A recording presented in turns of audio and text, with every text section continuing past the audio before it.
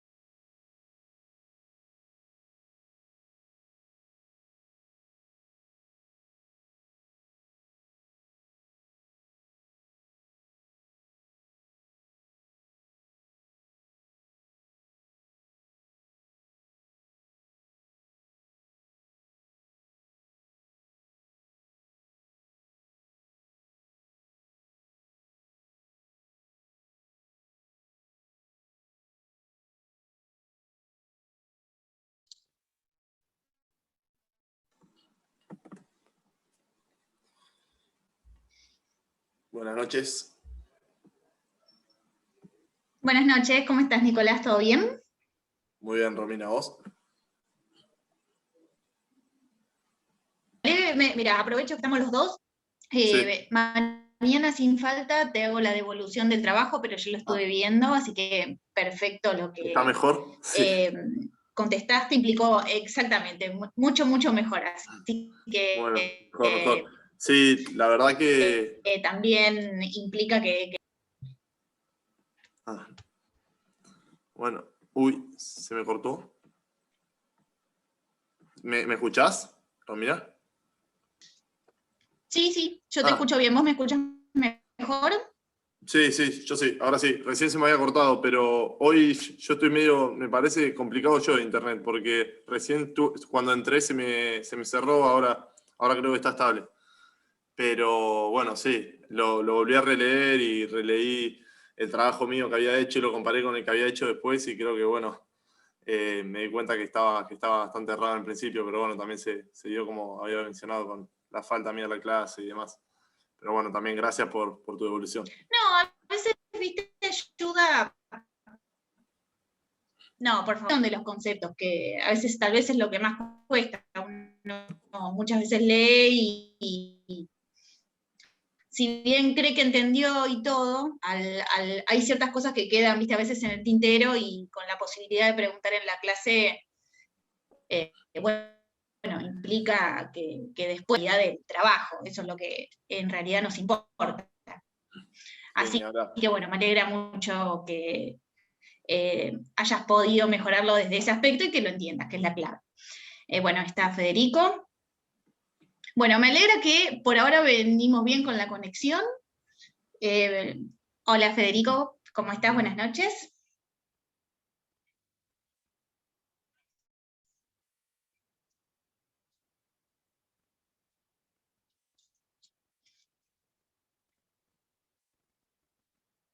Bueno, espero que me escuche.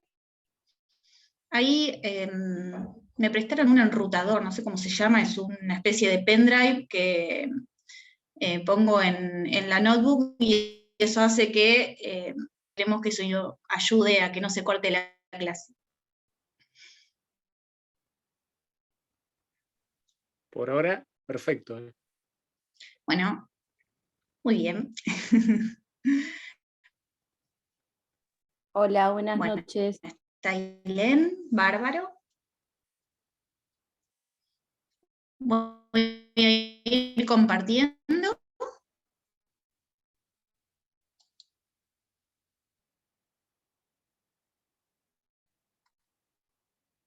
Avísenme si se ve bien, si se corta alguna cuestión, ustedes enseguida me avisan. Y vamos a ir iniciando. Bárbaro. Bueno, falta Lina, pero comenzamos de a poco, total, ya habíamos hablado un poquito al principio del encuentro pasado, a pesar de la mala conexión.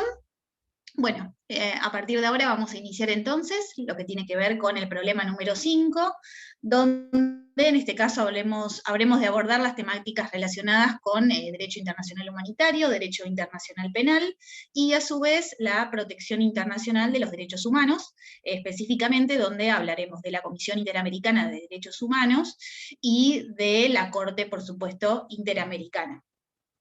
Así que bueno, estas temáticas corresponden al problema número 5, que vamos a leerlo, como para que ya tengan una idea, y bueno, lo abordaremos en el marco de estas clases que vienen esta semana y la próxima, para bueno, luego después ya abordar el problema número 6, que será el último del cuatrimestre, donde ahí hablaremos específicamente de derecho del mar, y todo lo que tiene que ver con la temática medioambiental.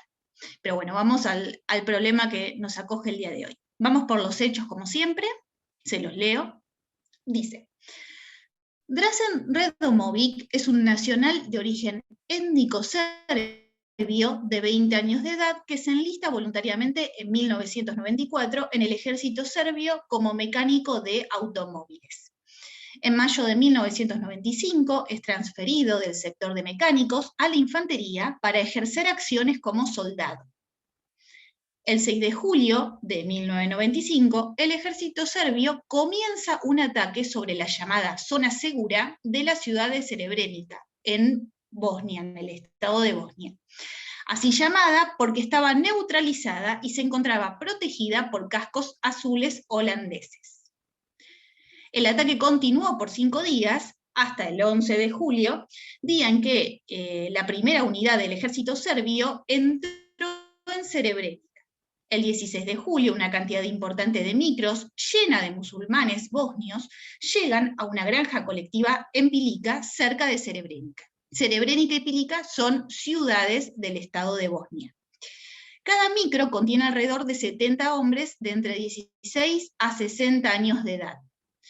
Luego que cada micro arriba, se separa a las personas en grupos de 10 y son escoltados por militares hacia un campo adyacente a las casas de la granja y alineados en fila, dando la espalda a Redomović y los demás miembros de su unidad. En un primer momento, Redomović se negó a ejecutar la orden de su comandante de disparar y matar a los civiles musulmanes. Pero cuando el comandante le dijo que la alternativa sería que él mismo se colocara en la línea de fuego y le dispararan, Redomović gatilló tantas veces como le fue ordenado hasta matar aproximadamente a 70 civiles. Cuando comienza el proceso ante el Tribunal Internacional para la ex Yugoslavia, Redomović es procesado por estas muertes y alega como defensa la circunstancia de haber actuado bajo una imposibilidad de opción moral, denominada dares en el derecho anglosajón.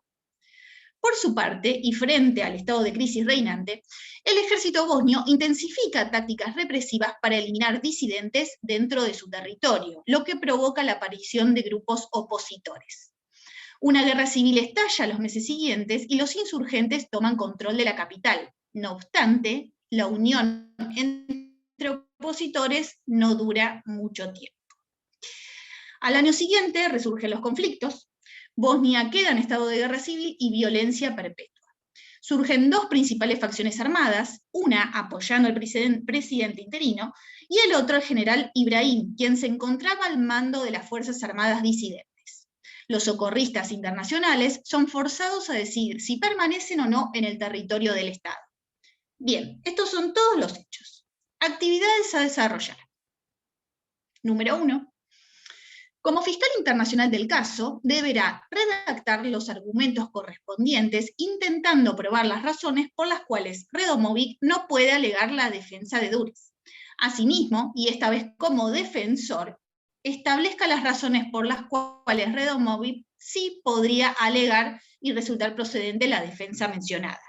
Ahora bien, si los hechos hubieran transcurrido enteramente en Argentina, ¿sí? Todos en territorio argentino, ¿la respuesta sería la misma? Bueno, tenemos que ver estas cuestiones en particular. Asimismo, explicar el estatus de los grupos disidentes y sus consecuencias, tanto respecto a derechos como obligaciones frente al derecho internacional humanitario.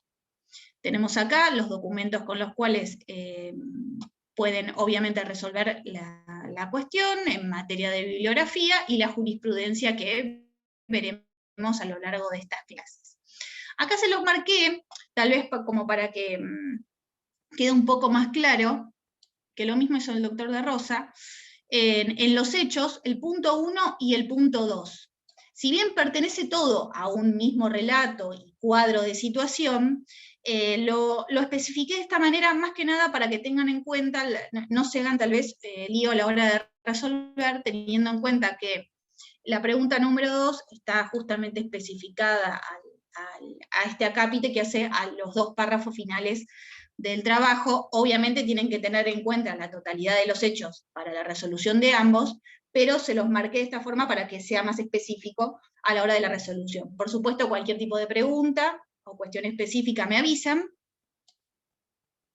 En lo que es al texto en sí, más allá de que, por supuesto, vamos a ver ahora las herramientas por la cual habrán de resolverlo en lo sucesivo, en el marco de los hechos, ¿lo entienden dentro de todo cómo se han sucedido? Sí, sí, sí, se entiende. Bárbaro. Sí, se entiende perfecto. Bueno, ese es el problema entonces que habremos de resolver para esta parte. Voy a compartir nuevamente, ahora a partir de el comienzo de la clase de hoy, que tiene que ver con Derecho Internacional Humanitario. Si me deja, acá está. Bárbaro, ¿ahí lo ven bien? Pantalla completa, todo. Bien. Bárbaro, chicos, gracias por avisarme. Bueno, vamos a comenzar con la clase de hoy. Derecho Internacional Humanitario. Como siempre, lo primero que habremos de ver al respecto es su concepto, y vamos a decir que justamente el derecho internacional humanitario se trata de un conjunto de normas jurídicas de carácter internacional que tienen por fin regular los medios y métodos de combate y a su vez proteger a las víctimas de un conflicto armado, ya sea que estemos hablando de un conflicto de índole interno o de índole internacional. Y veremos al respecto cuáles son las normativas y cuestiones específicas que se rigen frente a determinadas situaciones, ¿sí? Conflicto interno, conflicto internacional. Bien, ahora el derecho internacional humanitario justamente lo que incluye es lo que se conoce como el ius in bello. Cuando hablamos del ius in bello hacemos referencia al conjunto de normas, es decir, al derecho que rige en la guerra, que rige tanto en la guerra como en un conflicto armado para todas las partes intervinientes, ya sea que se encuentren o no legitimadas por el derecho internacional general para poder ejercer el uso de la fuerza que están llevando a cabo. Esto se contrapone justamente con el ius ad bellum. Cuando hablamos de ius ad bellum, nos estamos refiriendo en este caso al derecho que rige o que en realidad regula o dispone también si el uso de la fuerza llevado a cabo por un Estado en un determinado conflicto bélico, en un conflicto armado, ha sido o no legítimo según las circunstancias que se sucedieron. ¿A qué hago referencia con esto? Por ejemplo, el artículo 51 de la Carta de Naciones Unidas establece la legítima defensa, como imagino ya lo habrán visto con el doctor de Rosa. Entonces, en esos casos, el Estado se encuentra habilitado para ejercer la fuerza en su legítima defensa cuando surgiera una situación en particular que así lo ameritara. Lo mismo dispone el artículo 42 de la Carta de Naciones Unidas, cuando el Consejo de Seguridad autoriza en determinadas circunstancias específicas el uso de la fuerza que justamente un Estado puede ejercerlo como tal. Ahora bien, el derecho internacional humanitario configura, por supuesto, una rama del derecho internacional público que la doctrina ha dividido en 2 subramas, por decirlo de alguna forma, el derecho de la Haya y el derecho de Ginebra. Cuando hablamos del derecho de la Haya, nos estamos refiriendo justamente al derecho que regula, limita o prohíbe la utilización de determinadas armas o métodos de combate en el marco de un conflicto armado, que es lo que han visto hace semanas atrás con el doctor de Rosa. Lo que veremos nosotros a partir de ahora es el derecho de Ginebra. Cuando hablamos del derecho de Ginebra, nos referimos a aquella normativa internacional que tiene por fin proteger a las víctimas de un conflicto armado, ya sea que estemos hablando de civiles o de combatientes que han depuesto las armas, en definitiva, han dejado de combatir, ya sea porque resultaron heridos, enfermos, náufragos, o han sido tomados como prisioneros de guerra. Entonces se prevé una normativa en materia de derechos y obligaciones que implican proteger a estas personas en el marco de un conflicto bélico, un conflicto armado como tal. Cualquier duda, cualquier cuestión, por supuesto, como siempre, me interrumpen, lo charlamos y lo continuamos tratando. Eso ya lo saben, chicos. Bien. Vamos ahora a los antecedentes del derecho internacional humanitario. Podemos decir que en primera instancia existían, por supuesto, normas consuetudinarias o tratados bilaterales que regulaban la cuestión. Cuando hablamos, por supuesto, de tratados bilaterales, siempre tengamos en cuenta que hacemos referencia a un tratado celebrado por dos estados.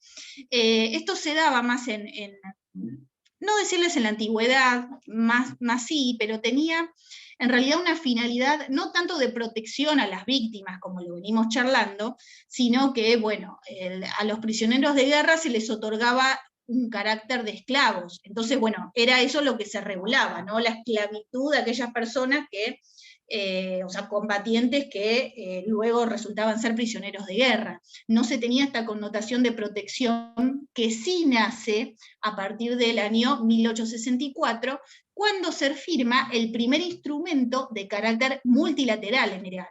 Este fue el primer tratado multilateral, ¿sí? que incluye, por supuesto, más de dos estados, que fue el Convenio de Ginebra para mejorar la suerte de los militares heridos en campaña. Tuvo como antecedente, como preludio a este convenio, el recuerdo de Solferino. ¿Por qué lo marcamos? Porque es un antecedente importante en este aspecto. Henry Dunant, tal vez lo han sentido nombrar, él era un diplomático que justamente intentó, en este caso, lograr una toma de conciencia a nivel internacional, en el marco de sus atribuciones como diplomático en las diferentes conferencias diplomáticas y asambleas que se celebraban, en base a las atrocidades que se cometían en el marco de las guerras y los conflictos en ese momento. Imagínense que no había ningún tipo de regla, de cuestión específica que existiera o que pusiera un límite al uso de la fuerza, al uso bélico por parte de los estados. Entonces, él relata en este libro, que se llama Recuerdo de Solferino, lo que fue justamente la batalla de Solferino, que implicó una matanza de civiles, de combatientes enorme.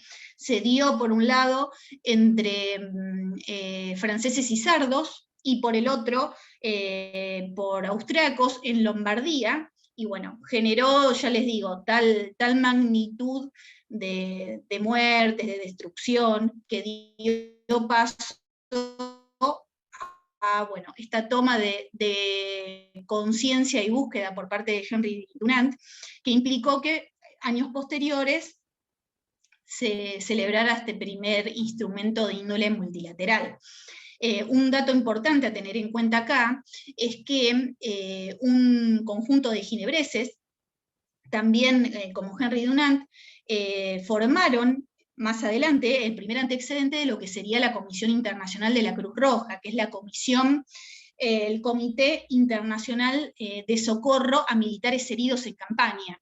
Este fue el antecedente previo que dio como posterior nacimiento al Comité Internacional de la Cruz Roja, que hablaremos un poquito más adelante. Pero bueno, para que conozcan el marco de nacimiento del derecho internacional humanitario como tal, y a partir de allí la búsqueda de protección de las víctimas frente a las circunstancias dadas.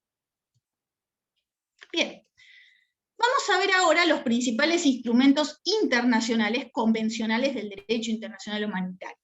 ¿Cuáles son? Principalmente los convenios de Ginebra de 1949 y los protocolos facultativos posteriores del año 1977. Bien, tengamos en cuenta, estos de los convenios, de los tratados, que todos los estados han firmado y ratificado los convenios de Ginebra. Y de aquí hablamos de la importancia que tiene a nivel universal, ¿no? O sea, estas normas se aplican, deben aplicarse ante cualquier conflicto armado que se esté suscitando, y lo mismo los protocolos. Ahora, recordemos por supuesto que este tamaño número de firmas que ha obtenido, como así también la aplicación por parte de los estados de su normativa, sus derechos y obligaciones al momento de estar inmersos en un conflicto armado, lleva por supuesto a la creación de costumbre internacional, y genera a su vez que toda la normativa en materia de derecho internacional humanitario que se encuentra establecida en dichos tratados configura a su vez costumbre internacional, por lo tanto obligatoriedad de cumplimiento. ¿Sí? Son normas de carácter consuetudinario. Federico. Consulta, ¿por qué se firmaron por separado? ¿Por qué son 4 y no se firmó uno solo? Porque cada uno de ellos protege a un grupo de personas en particular, que es lo que veremos a continuación. Cada uno de los convenios está específicamente establecido para la protección de ciertos sujetos en el marco del derecho internacional, y de esa forma se ha dividido. Pero los Sin estados embargo, veremos cómo ratificar uno y otro no. Tal cual. Un estado podía ratificar. Sí, ellos podían ratificar determinada temática y otra no, pero sí podía hacerlo si así lo quisiere. Sí. No es que tenían la obligación. Tengamos siempre acá en cuenta que los estados no cuentan con una obligación de sí o sí firmar y ratificar los estados, los convenios, y tratados. Bueno, sin embargo, por supuesto, en base a una política de nivel internacional que implica la aplicación de esta normativa, y bueno, en materia política, todo lo que hablamos siempre, lo que implica, por supuesto, la Asamblea General de las Naciones Unidas, la Organización de Naciones Unidas en sí, y en el marco de los principios principales por los que abroga, que son la paz y la seguridad internacionales, bueno, los estados firman estos tratados, los ratifican y se supone actúan en base a sus normas. Bueno, obviamente uno ve las situaciones que están pasando en el mundo y llama un poco la atención si esto se cumple o no. Ahora veremos, en unos momentos más adelante, un pequeño video que les quiero mostrar muy cortito, es una propaganda del Comité Internacional de la Cruz Roja, que es muy fuerte, muy impactante, y que marca muchas veces las violaciones que existen por parte de los estados o grupos armados, ya sea terroristas, privados, o bueno, los grupos beligerantes que existen, y los crímenes que se cometen al respecto, y que afectan principalmente al derecho internacional humanitario porque no se cumplen las normas que en definitiva establecen. Un poco respondiendo, Fede, también a tu pregunta, lo que veremos, no los convenios, pero sí los protocolos que se celebran con posterioridad y que tienen por finalidad ampliar y complementar a los convenios de Ginebra, los que les digo del año 1977, por ejemplo, fíjense qué detalle que no llama la atención, pero para que lo tengan en cuenta. Estados Unidos, Irán, Irak, Afganistán y Pakistán los firmaron, pero no los ratificaron. Tenemos, por supuesto, obviamente la existencia de que se trata de normas de índole de carácter consuetudinario, pero sin embargo, estos estados lo han firmado en 1977, pero no han procedido a su ratificación. Entonces, como sea, esto, por supuesto, siempre demarca determinadas relaciones o cuestiones particulares a nivel político entre los estados. Sin embargo, no es que tienen la obligación, sí o sí, de firmarlos como tales, aun cuando les pueden ser, por supuesto, de aplicación efectiva debido al principio dispuesto por la costumbre internacional. Ahí, Fede, ¿está claro? ¿Seguimos y no ahondando? ¿Bien? Bien. Bueno, como preguntaba Fede entonces, 4 convenios son los de Ginebra. ¿Por qué? Porque justamente delimitan, protegen a determinados grupos de personas. ¿Qué queremos decir con esto? En primer lugar, el primer convenio de Ginebra es aquel que protege, dice el código, el convenio, protege, vela por la suerte de los heridos y enfermos de las Fuerzas Armadas en campaña, ¿sí? Específicamente se establece que habrá de protegerse a heridos y enfermos, y a su vez al personal médico, al personal religioso, como así también a los hospitales, las tiendas de campaña sanitarias y el transporte sanitario que se dispusiera al efecto en el marco del territorio donde se esté llevando a cabo el conflicto armado. Deben protegerse, las normas establecidas deben proteger a heridos y enfermos.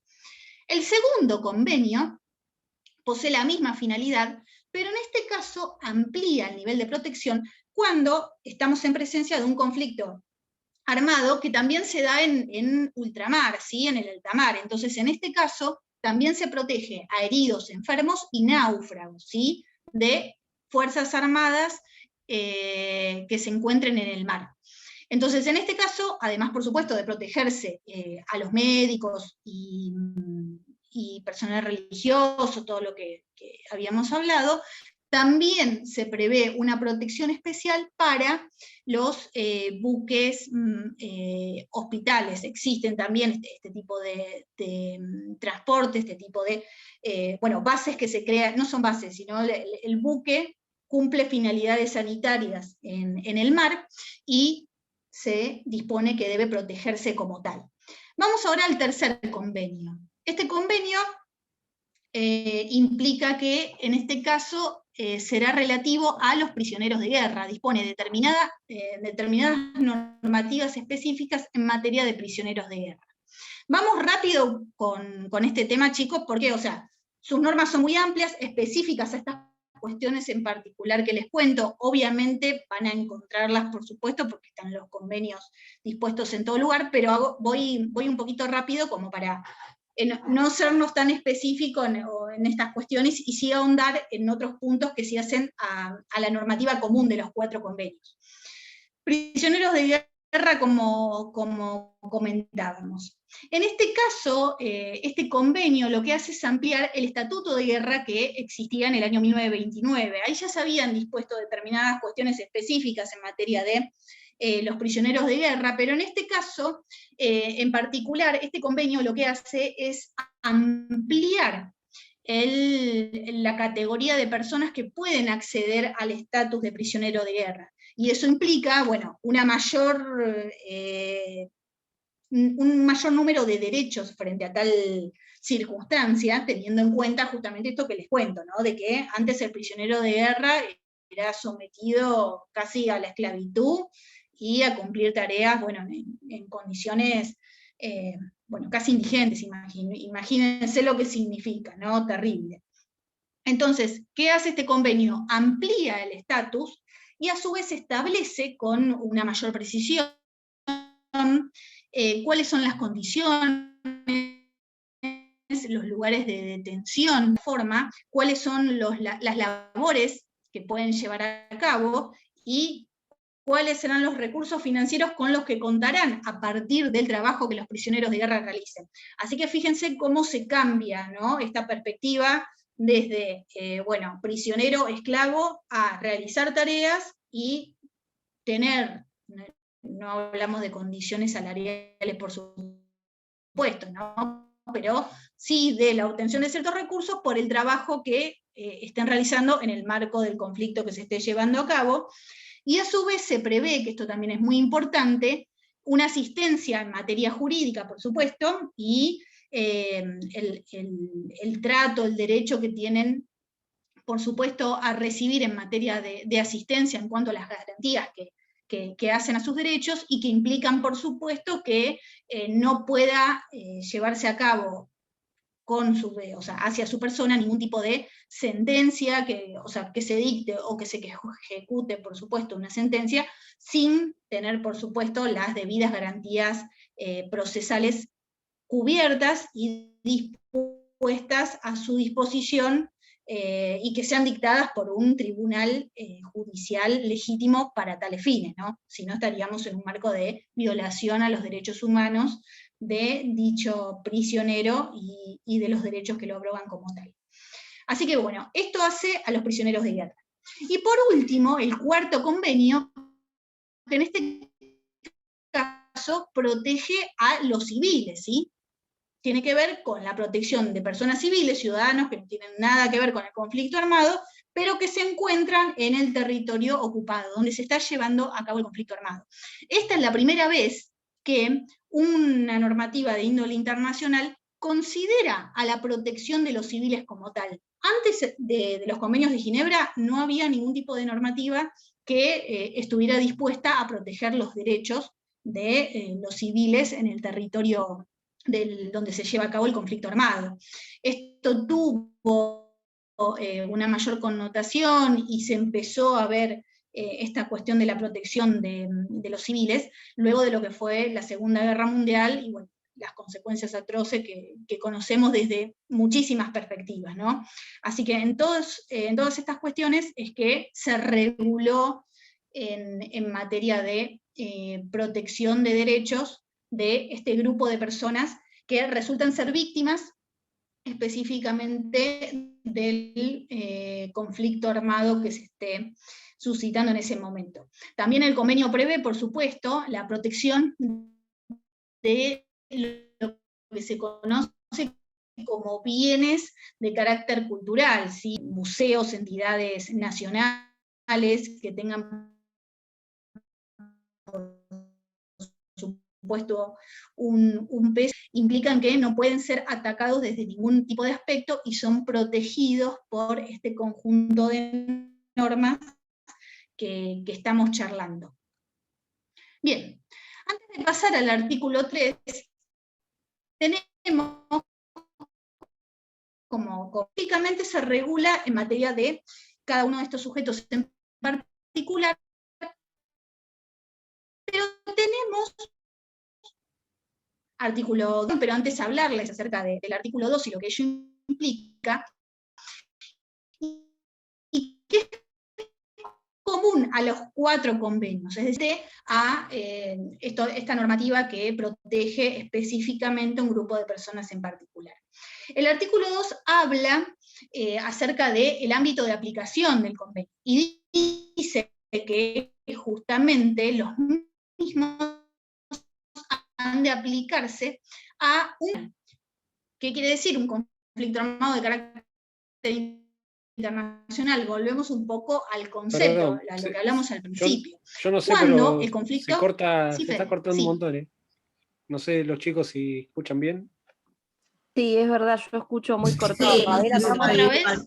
Lo Porque último, pensé que era mi internet, pero... a partir del artículo 2, yo pensé que era mi internet. Yo también.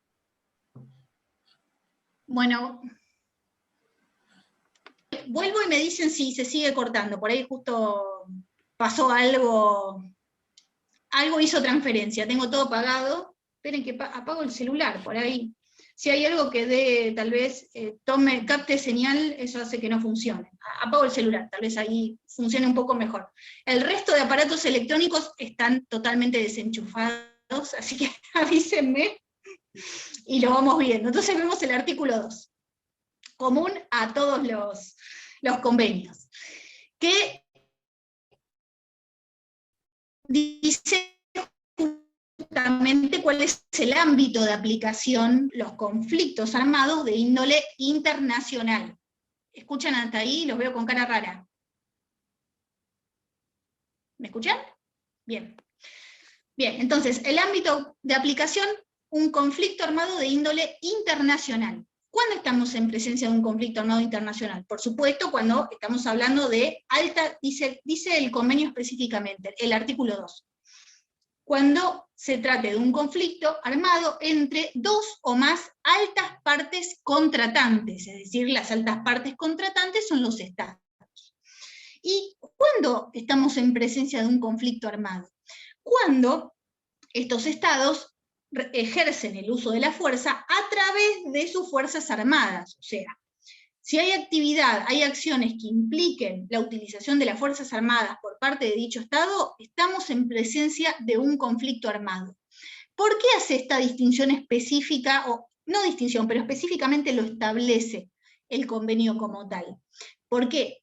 Porque deja como figura principal al conflicto armado y corre del escenario al estado de guerra o a la situación de guerra en sí. ¿Por qué? Porque puede darse un conflicto que sin llegar a ser una guerra como lo conocemos, da paso a la aplicación de los convenios de Ginebra, y frente a tales situaciones un Estado puede alegar no estar cubierto, no estar abrogado por dichas convenciones, y en definitiva que no le sea aplicable. Entonces, a fin de evitar cualquier tipo de situación que se genere en este marco, directamente se conceptualiza qué se entiende por un conflicto armado, y todas aquellas acciones que impliquen el uso de la fuerza armada por parte de un Estado, directamente harán de quedar cubiertas por la aplicación de estos convenios. ¿Por qué les digo esto específicamente? Porque tengamos en cuenta lo que vimos en la primera parte, para el problema número 3, ¿sí? ¿Qué pasa cuando no se cumple justamente con lo establecido por las obligaciones dispuestas por una normativa de carácter internacional? Generan responsabilidad internacional, y el Estado habrá de tener que responder frente a tales circunstancias, lo que charlamos hace un mes atrás. Entonces, el incumplimiento de toda esta normativa dispuesta por los convenios de Ginebra y sus protocolos respectivos habrán de generar responsabilidad internacional para el Estado si es que no cumple con los preceptos que están establecidos como tales. Bien, y ahora vamos al artículo 3.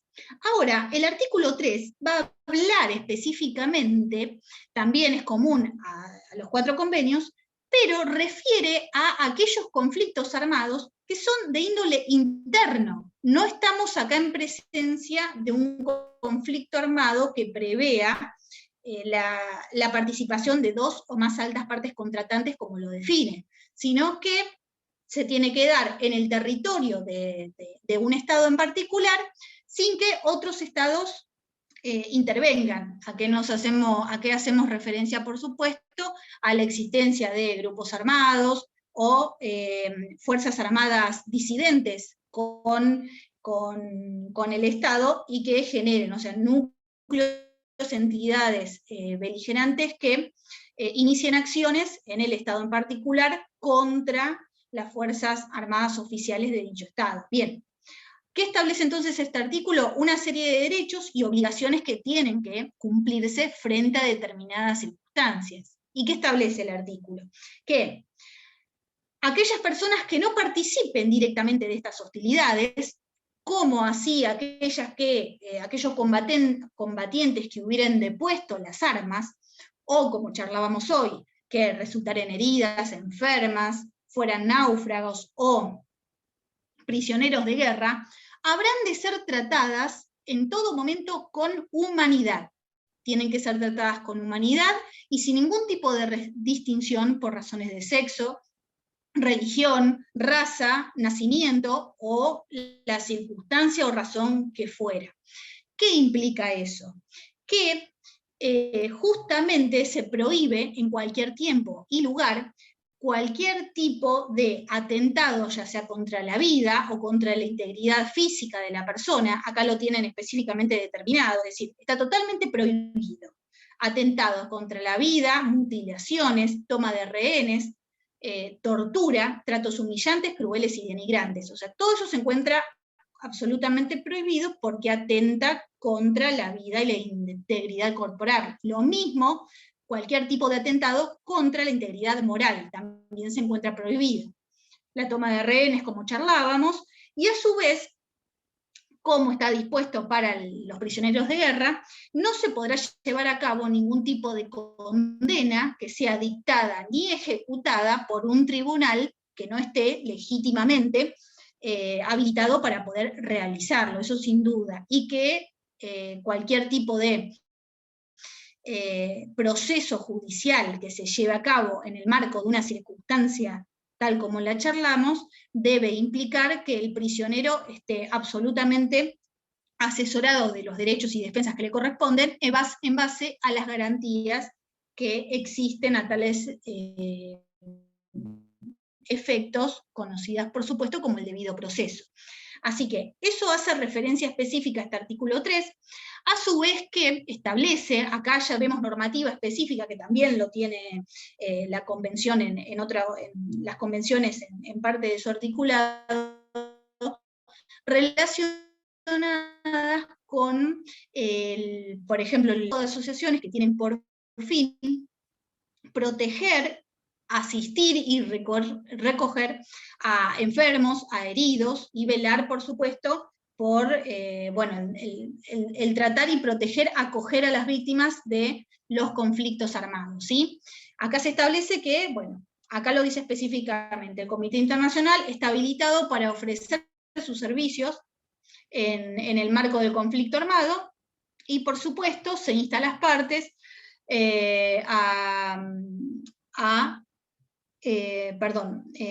aplicar en todo, o sea, en todo o en partes, siempre es en todo, conforme la temática o sujetos de derechos sobre los cuales estemos hablando, pero lo que corresponde a los convenios de Ginebra, como así también reconocer la aplicación de dichas normas, lo cual no afecte en ninguna circunstancia a las partes, o sea, al estatuto jurídico de las partes en conflicto. ¿Qué quiere decir esto? Que siempre se encuentra previsto, como también lo hemos visto en otras materias, el principio de no intervención en los asuntos internos de los estados. Entonces, toda esta normativa, si bien no debe afectar el estatus jurídico de la parte en conflicto, tampoco implica que puedan llevarse a cabo violaciones masivas a los derechos humanos, ni que pueda velarse tampoco por la justamente protección y acogimiento de las víctimas y heridos, enfermos, todas estas situaciones que estamos viendo en el marco del conflicto armado. Bien. Vamos ahora a los protocolos adicionales, los protocolos 1 y 2, que pertenecen al año 1977. Ahora, como hablábamos hoy un poquito más temprano, estos protocolos tienen por finalidad ampliar justamente y complementar a los convenios de Ginebra. ¿Y por qué se da? Recordemos muy bien que estamos en presencia, o sea, siempre en base a la dinámica de la historia y la evolución normativa, específicamente lo que tiene que ver con el desarrollo progresivo, ¿no?, de la humanidad y de la normativa jurídica internacional que existe para todas las materias que se rigen en el marco del derecho internacional, se dan situaciones que obviamente implican que se deba continuar regulando, complementando y ampliando el nivel de protección en determinadas materias. Bueno, en este caso es uno. El protocolo número 1 del año 1977 justamente hace referencia en este caso a materia de conflictos de carácter internacional, ¿sí? Conflictos armados de carácter internacional.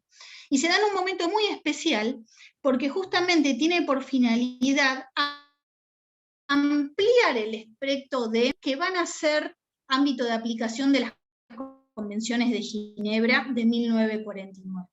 En este momento histórico en el que se dan, tengan en cuenta que se encontraban en auge, bueno, lo que conocemos como lo que eran las fuerzas o la lucha de los pueblos por la libre determinación, ¿sí? O sea, las guerras de liberación nacional, que tienen, por supuesto, por connotación lo que estableció en su momento el artículo 1.2 de la Carta de Naciones Unidas, que tiene que ver con, bueno, el principio de autodeterminación, ¿no? Ir en contra de la dominación colonial, la ocupación extranjera, los procesos de descolonización que se dieron durante ese periodo histórico y que también implicaban ir en contra de los regímenes racistas que existían en ese momento. Pensemos no sé, en África, por ejemplo, lo que era el apartheid, y las consecuencias que significaban para la población.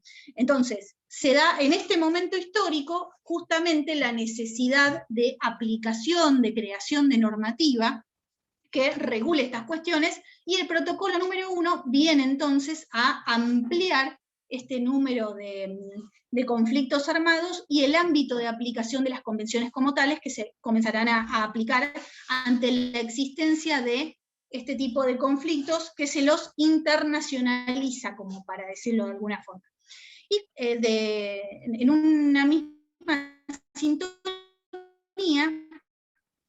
tenemos al protocolo número 2, que en esta finalidad justamente ampliar los derechos y las obligaciones, pero en el marco de los conflictos no internacionales, lo que veíamos hace un cachito en el artículo número 3, común a ambos convenios. Bueno, el protocolo número 2 tiene por finalidad ampliar, complementar estos derechos y obligaciones dispuestas.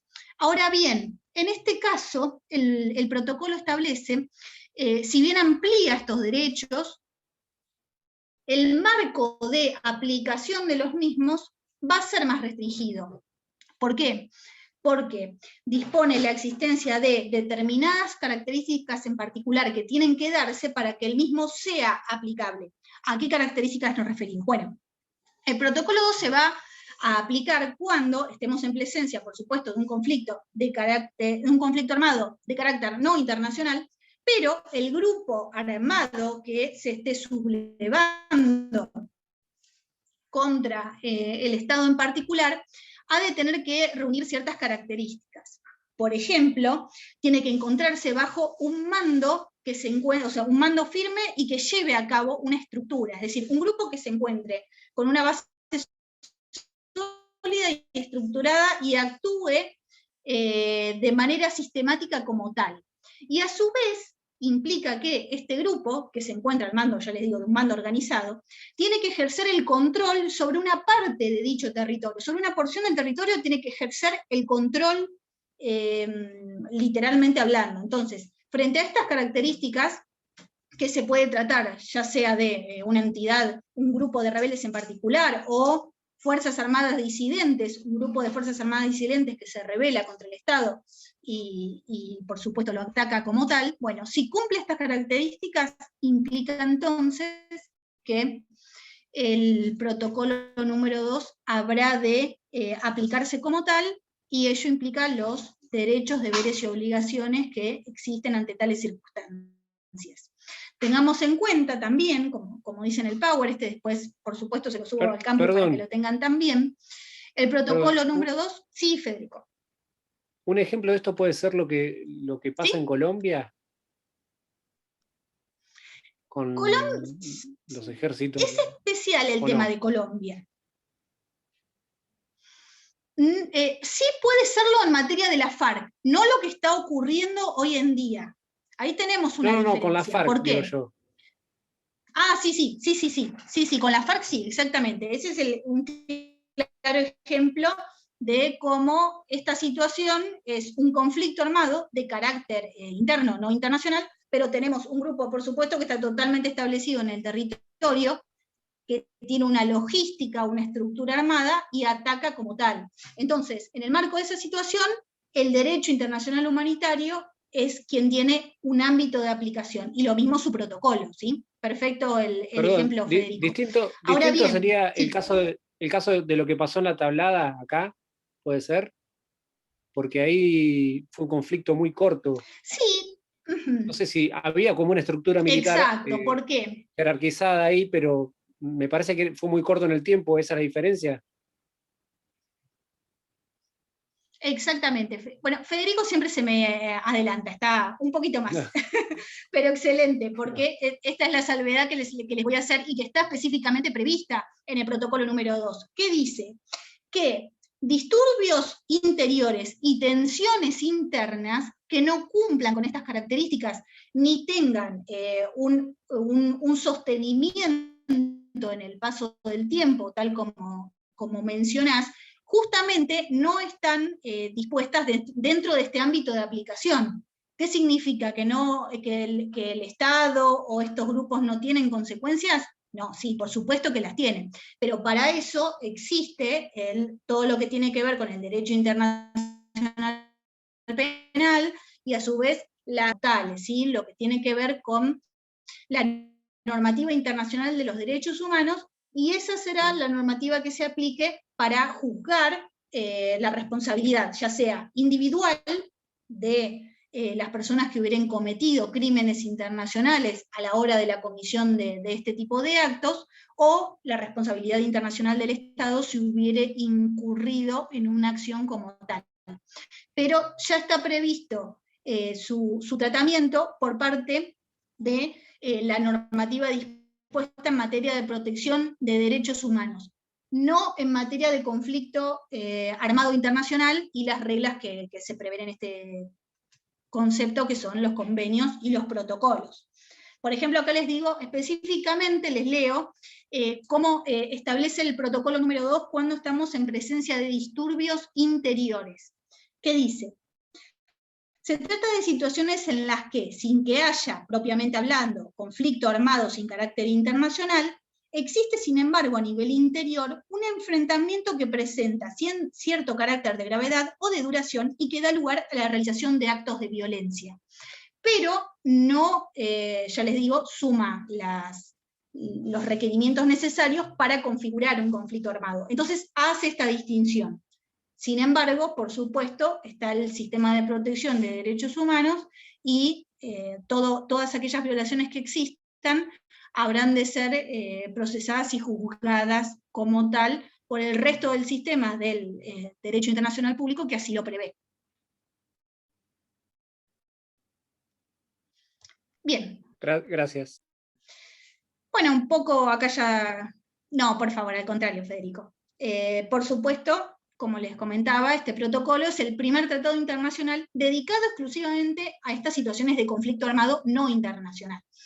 ¿Por qué? Fíjense en el año también en el que esto ocurre, y como les comentaba hoy, o sea, la misma historia, las situaciones que se suceden a nivel histórico en los diferentes estados, dan paso a esta evolución del derecho como tal, ¿sí? Y a la necesidad cada vez mayor de protección de los derechos de las personas y a la humanidad como tal, desde diferentes ámbitos, ¿sí? El derecho internacional humanitario, el derecho internacional penal, como veremos también la evolución en la clase que viene, y toda la normativa específicamente establecida en materia de protección de derechos humanos a nivel regional o a nivel mundial, como lo existe, por supuesto. Bien, ¿cómo estamos de tiempo? Bueno, tenemos estamos bien, ¿no? Tenemos un ratito más, porque me apagué el celular, cuestión de que nada me interfiriera Sí. ¿Hubo algún hecho a partir del protocolo este segundo, que es el primer protocolo dedicado exclusivamente a situaciones de conflicto armado no internacional? ¿Hubo algún hecho en esos años que dio lugar como si fuera un hito o comienzo a implantar este protocolo? ¿O se fueron una serie sucesiva de hechos? ¿Pero hubo alguno específico que dio nacimiento a este? ¿O?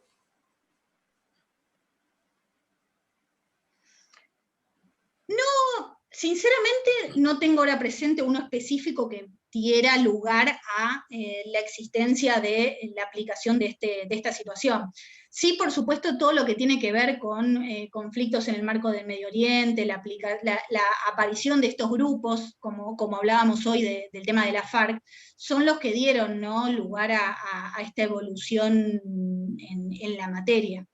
Y por supuesto, para la clase que viene buscaré específicamente aquellos hitos que dieron lugar, Nicolás, a la producción de esta normativa. Pero sí siempre es progresivo y particular. Sí está bien establecido en materia de lo que es conflictos de índole internacional, que justamente estuvieron, fíjate, dispuestos en materia de los procesos de descolonización impulsados por la Asamblea General de Naciones Unidas. Pero en esta instancia también se da por la misma situación de la historia, pero ya te digo, para la clase que viene tendré previstos hechos puntuales que dan paso también a la existencia de esta normativa en el área. Sí, no, como, bueno, el ejemplo que dimos hoy es tal cual, ¿no? Este tipo de acciones. O lo que ocurre hoy, por ejemplo, un ejemplo actual, el grupo Hamas y las consecuencias que se están produciendo en el área de Israel, Palestina, todo lo que significa, eso es un grupo terrorista. Bueno, acá estamos específicamente hablando de terrorismo, ¿no? Pero bueno, fíjense las consecuencias que se generan y la necesidad de protección a las víctimas de toda esta situación. Bueno, es impresionante, yo imagino que todos lo habrán visto, esa cápsula que protege a las ciudades y que evita una catástrofe en materia humanitaria por la cantidad de muertes que se producen. Justamente ahora que vamos a hablar de los principios del derecho internacional humanitario, da cuenta de cuando, o sea, hay determinadas situaciones específicas a las cuales los estados no pueden atacar, ni los estados ni estos grupos particulares, o sea, todos están en el marco de protección, o sea, y tienen que acogerse a las reglas previstas por el derecho internacional humanitario. Como decíamos hoy, sea o no que estén legitimados para el uso de la fuerza, bueno, estos preceptos tienen que ser cumplidos. Y acá tenemos los principios. El principio de humanidad es el principal, es el que abarca a todo el resto de derechos que se dan en el marco de esta temática. O sea, toda persona, sea o no combatiente, debe ser tratada humanamente en cualquier circunstancia. ¿Y eso qué significa? ¿Qué implica? Por supuesto que, o sea, tiene que haber un equilibrio en todo aspecto entre el uso de la fuerza que se lleva a cabo y la protección de los derechos de la persona, comenzando por la vida y su dignidad.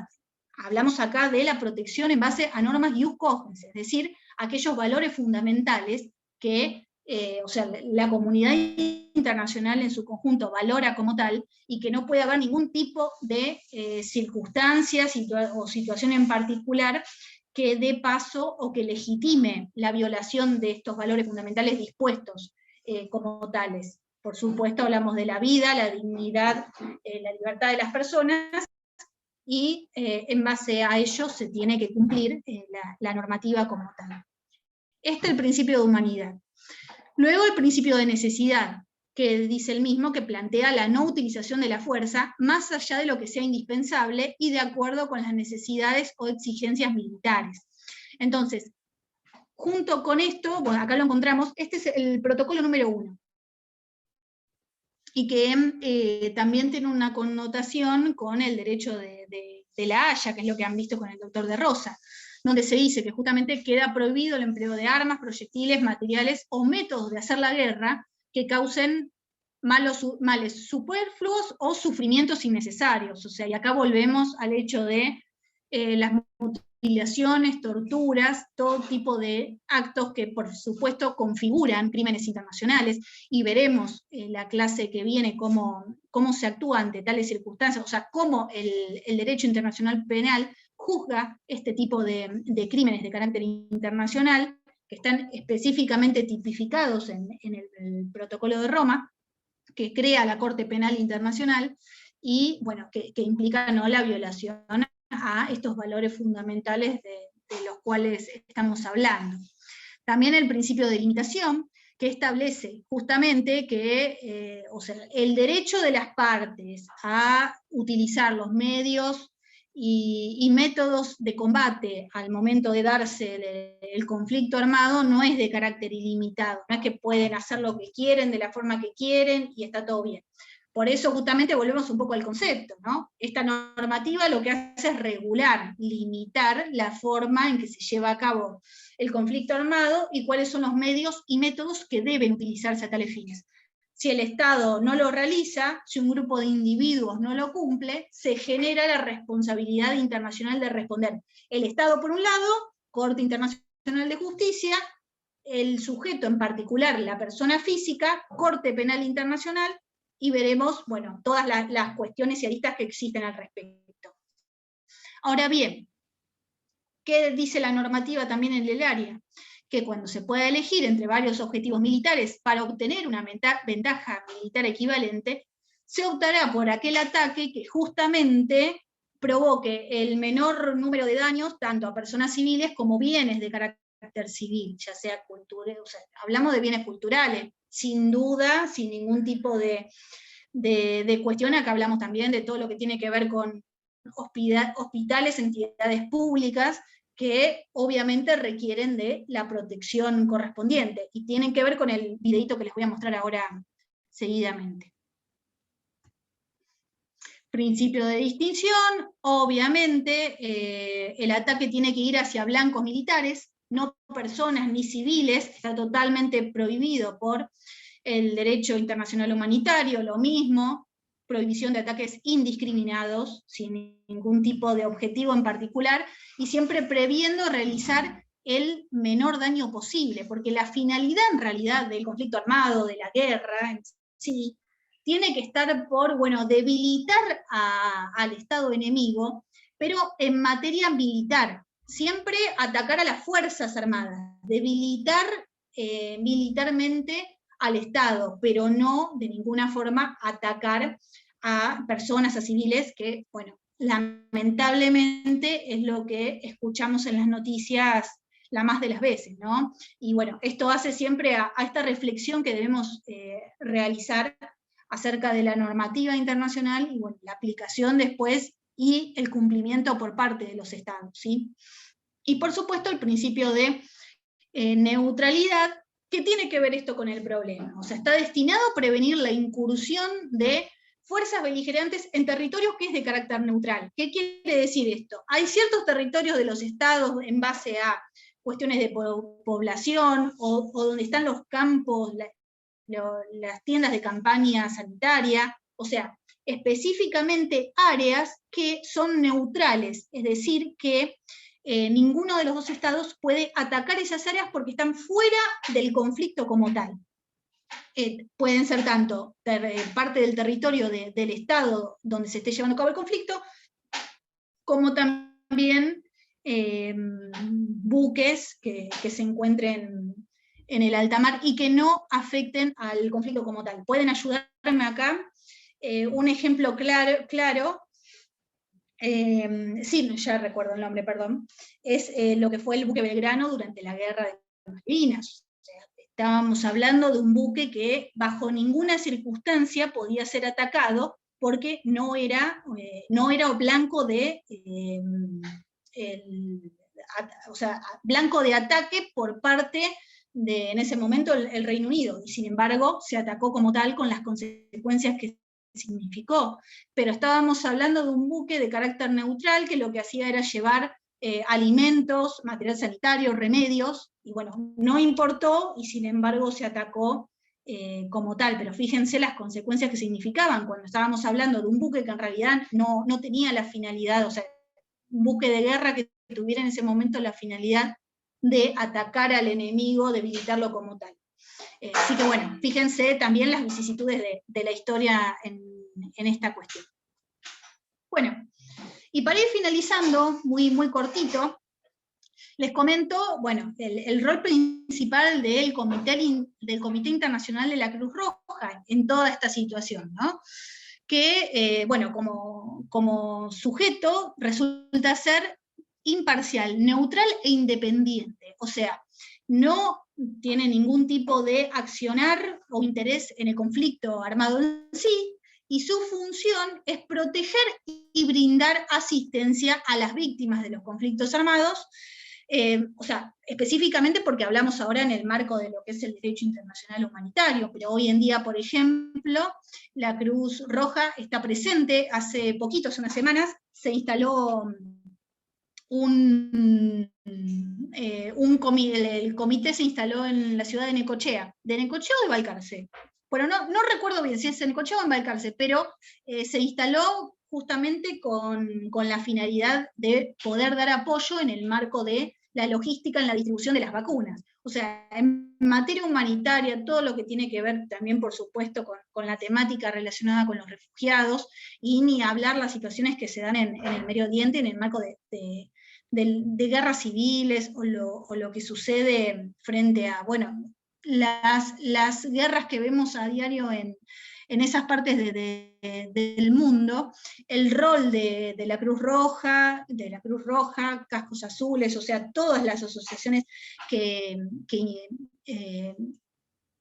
intervienen en el área a fin de proteger y brindar asistencia y ayuda a quienes están pasando por esta situación y son totalmente inocentes, porque fíjense la cantidad de civiles que se encuentran involucrados. El trabajo que hacen es sumamente necesario. Bueno, justamente, como les digo, son neutrales, está previsto su accionar en los convenios específicamente hablan del comité de la Cruz Roja, y bueno, se encargan, por supuesto, de la promoción del derecho internacional humanitario, como así también por velar por los principios fundamentales que veníamos charlando, ¿sí?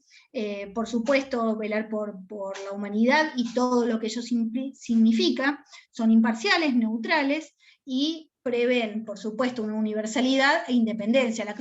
Está el Comité Internacional de la Cruz Roja como tal, y después cada uno de los estados tiene su Cruz Roja específica. Por supuesto, imagino conocen que existe el Comité Internacional de la Cruz Roja Argentina, que interviene en la Argentina como tal.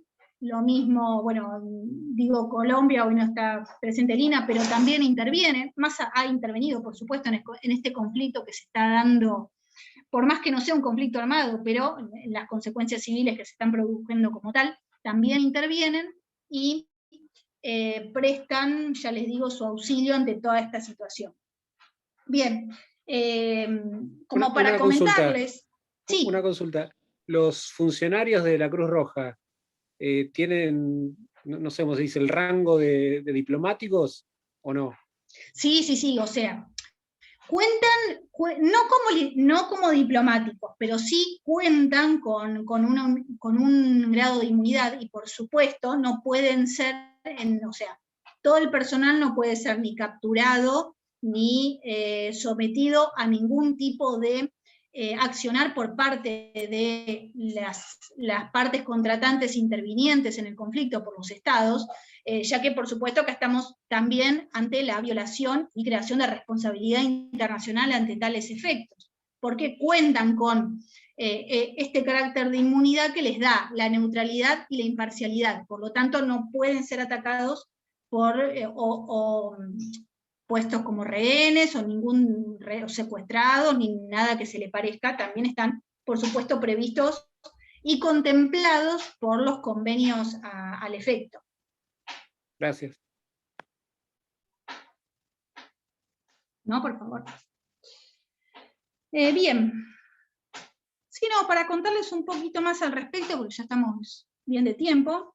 Bueno, como dice el convenio respecto a las actividades del Comité Internacional de la Cruz Roja, que, no sé, establece que las altas partes contratantes pueden convenir en todo tiempo en confiar a un organismo que ofrezca todas las garantías de imparcialidad y eficacia a las tareas asignadas en el presente convenio, a las potencias protectoras.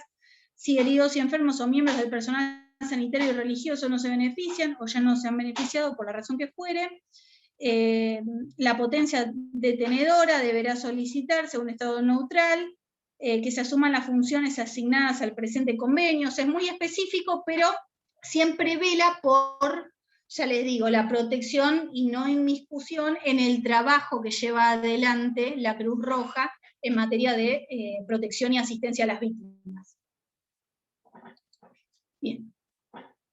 Y por último quiero mostrarles, este es muy cortito. Está Lina presente. No la veía porque me aparecían cuatro nada más. Les quiero mostrar.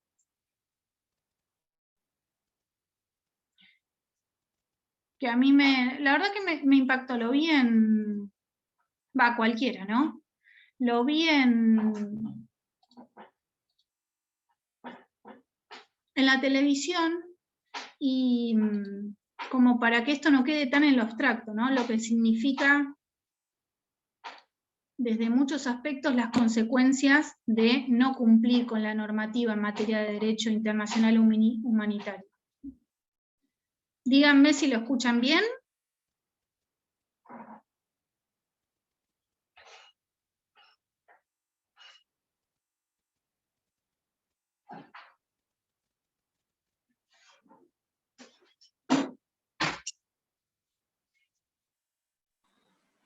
Escuchar no se escucha, profe, pero se ve bien.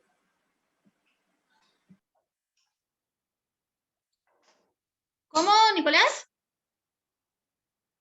Que yo al menos no, escuchar no lo escucho, pero puedo leerlo y verlo bien. Sí, no se escucha. Audio no tiene, se lee directamente. Bueno, sinceramente, chicos, no sé cómo poner el audio. Igual les paso el link. Bueno, se lee y con eso creo que ya es suficiente, ¿no?